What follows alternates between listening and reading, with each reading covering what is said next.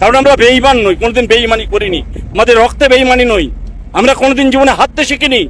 আমরা সেই 1993 সাল থেকে রাজনৈতিক শুরু, এবং তখন থেকে আমরা 2 টার্ম পঞ্চায়েত সমিতির সভাপতি হয়েছি, 4 টার্ম এমএলএ হয়েছি, 2 টার্ম লোকসভায় এসেছি।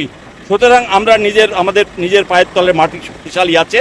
আর আমরা এলাকায় গেলে কে আমাদেরকে ঢেল মারার, কাদা ছোড়ার লোক নেই। মুর্শিদাবাদ তুমি গদ্দার, তুমি বেঈমান আবু তাহের। মুর্শিদাবাদের বুকে তুমি বেঈমান হয়ে থাকবে, তুমি নরেন্দ্র মোদীর চাপ খাইতে থাকবে। এই আবু তাহের খানের জন্য হুমায়ুন কবির প্রথম দল ছেড়েছিল, তার নাম আবু তাহের খান।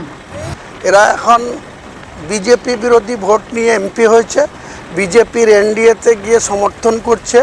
ওরা এলাকায় আসলেই তারা খাবে পাবলিকের, সেই তারা খাওয়ার ভয়ে এসব কথাবার্তা। দেশের স্বরাষ্ট্রমন্ত্রী প্রধানমন্ত্রীর পর এবার রাজ্যের মুখ্যমন্ত্রী শুভেন্দু অধিকারীর সাথে বৈঠকে মুর্শিদাবাদের সাংসদরা। শুক্রবার দিল্লিতে প্রধানমন্ত্রী নরেন্দ্র মোদীর সরকারি বাসভবনে প্রাতরাশ বৈঠকে যোগ দিয়েছিলেন এনসিপিআইয়ের সাংসদরা। এই বৈঠকে উপস্থিত ছিলেন মুর্শিদাবাদের 3 সাংসদ আবু তাহের খান, খলিলুর রহমান এবং ইউসুফ পাঠানো। পরের দিন শনিবার আবু তাহের খান এবং খলিলুর রহমান গেলেন নবান্নে। মুখ্যমন্ত্রী শুভেন্দু অধিকারীর সঙ্গে বৈঠকও সারলেন 2 সাংসদ।